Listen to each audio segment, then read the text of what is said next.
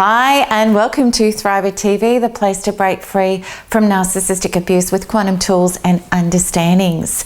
And this is my first video back for 2016 and I'm really excited about this year, and I've written a blog article which is all about the energies and the intentions and the directions for myself and the MTE team for 2016. So I'd love you to join me on the blog and have a read of that. And the link is on this video to do so. So today's ThriverTV show is again about clearing our susceptibility to narcissists.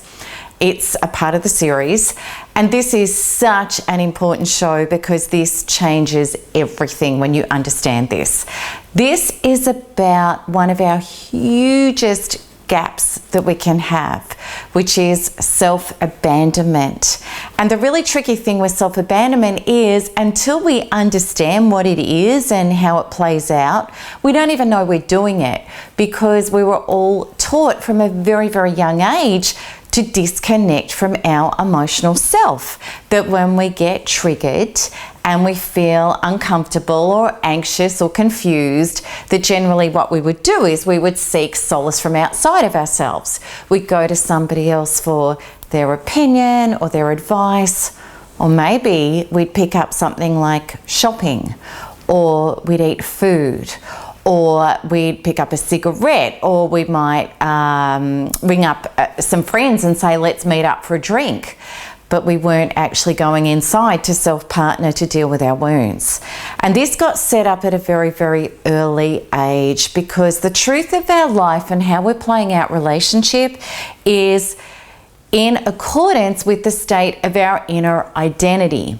And for many of us who have been narcissistically abused, we never had a chance for our inner identity to grow up and to develop in whole ways. So if we were living with parents or caretakers that also did not know how to self-soothe their own emotions and how to deal with anxieties and fears and confusion, well then they couldn't model that for us.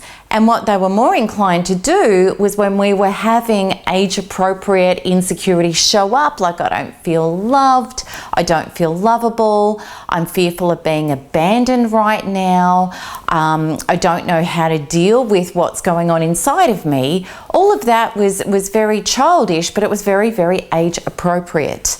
And if we didn't have a parent modeling for us how to self-soothe, how to self-partner, in other words, if they didn't sit with us and unconditionally listen to us and not judge it and just be with it and allow it to be processed through to completion and wholeness and that develop within us, well then we grew up not knowing how to self-soothe. So this is a very dangerous and precarious situation in regard to one, being in relationships with people who are absolutely not capable of partnering with us, who are going to model more self-abandonment. And it's also a dead ringer for people that suffer horrifically from addictions. And addiction was huge for me, as it is for so many people in this community. And addiction is so misunderstood because people think that the problem is the gambling, the excessive shopping, the substance, the alcohol, the nicotine, whatever it might be, whatever the choice of self-medication is, but it's actually not the activity or the substance that's the problem, because they're simply choices to self-medicate to try to relieve anxiety. It actually has nothing to do with them. They are simply a symptom of what's going on at a deeper level, and what's going on at a deeper level is a fear or an insecurity, which is that young underdeveloped part of us that has never grown up past those childish insecure fears. And they're always going to be fears about not being loved, not having security, and not being able to survive, emotional or otherwise. They are our massive triggers. Now, what happens in narcissistic abusive relationships is the narcissist triggers us profoundly into those unhealed, insecure parts. And that's what the higher purpose of a narcissist is at a soul level. This is a soul contract. This is an aid, which I know a lot of you have had trouble accepting, but once you do, it changes everything. That this is an angel in disguise. In other words, this is a healing opportunity because narcissists reflect back to us profoundly, more directly, with laser-like focus and more intensity than any other human beings on this planet. Narcissists reflect back to us our young, unhealed parts. So if we are self-abandoning in a narcissistic relationship and in life, what happens is that the people that come into our lives that are going to smash these wounds and trigger them profoundly, if we don't know how to come home to ourselves, to self-partner, to self-soothe, to be able to grow these young unhealed parts up into wholeness and maturity, if we don't know how to do that, what we do is we make terrible choices to try to self-medicate.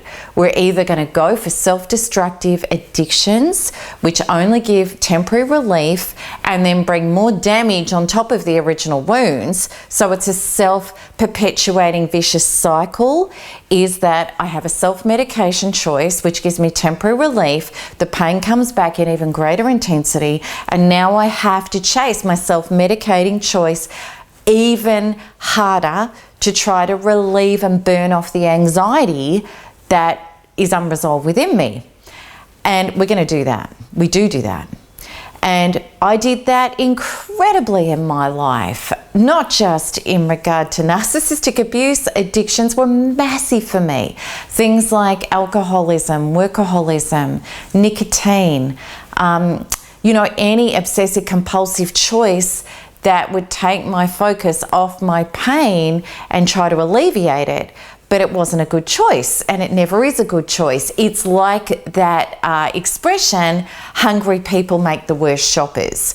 You buy junk food, and we make junk choices when we're coming from our unhealed inner stuff, that we're not self-partnering. Now, what we're also going to do with a narcissist, which I did horribly in my narcissistic relationships, is we are going to cling. We're going to cling. We're going to assign the narcissist as the person who needs to take responsibility for our inner anxiety. So we're going to try and force them to change. We're going to lecture. We're going to prescribe. We're going to keep at it and at it and at it and hanging on and trying to force them to do it differently, to stop what they're doing, to acknowledge us, to give us what we need to feel better. And it never works, because all the narcissist is ever going to do is continue reflecting the wounds and is going to bring up all of your biggest abandonment fears. This person is not connecting with me and loving me and kind to me or true to me or real to me or doesn't believe in me.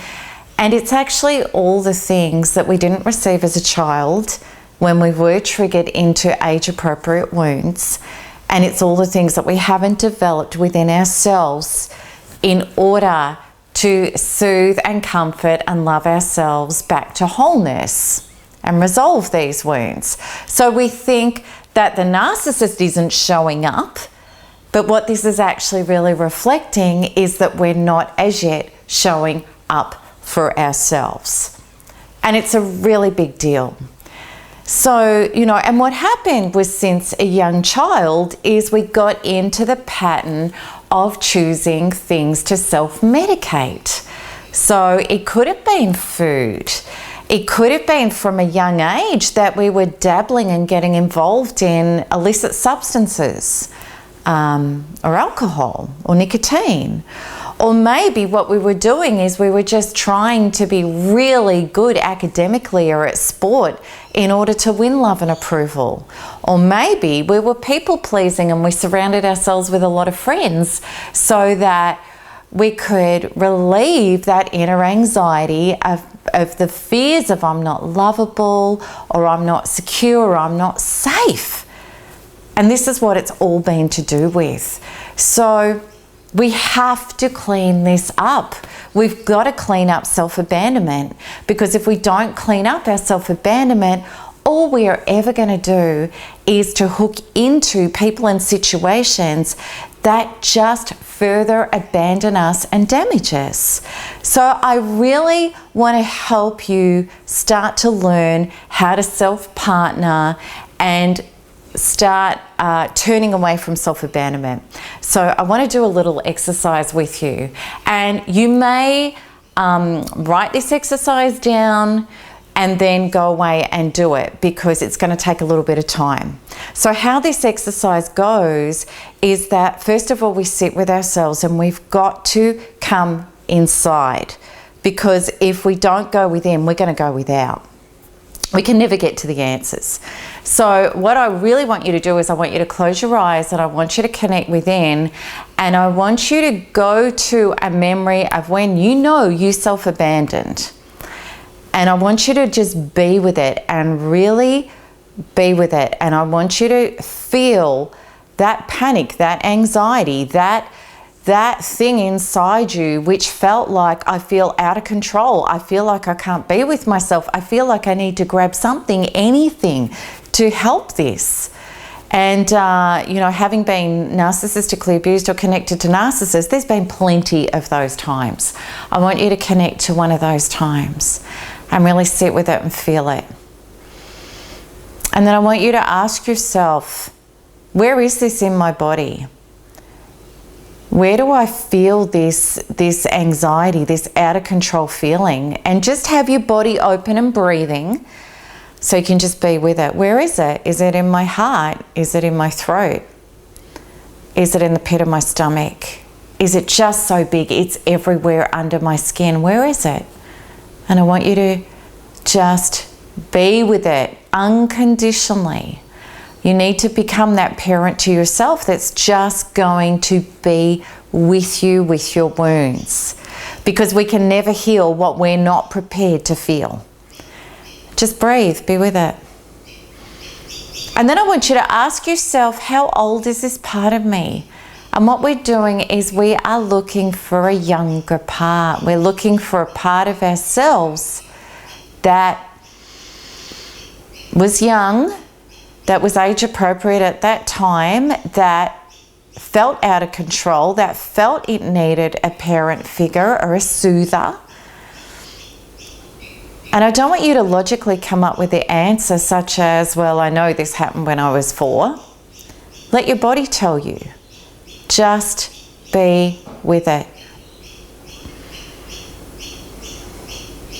Now, you may have the feeling that this has always been the case, that this is older than time itself. So it's a feeling like, I've always had this anxiety inside me. I've always had these fears. And your answer is going to be ancient. And what that means is it was in your DNA when you were born. It's very important to understand that we take on emotional belief systems from our ancestors. Epigenetics is proving this now, incredibly proving this. So do some research on epigenetics if you want to know more. But what this means is, if your ancestors had these unresolved traumas in their being, in their body, that genetically you could have taken it on. And then it's really no surprise that we're born into the families that represent more of that. So I have these fears and these anxieties of not being lovable and not being able to survive and not being able to cope and not being able to be a source to myself. Well, my mum has got that and my dad has got that and their ancestors have got that as well.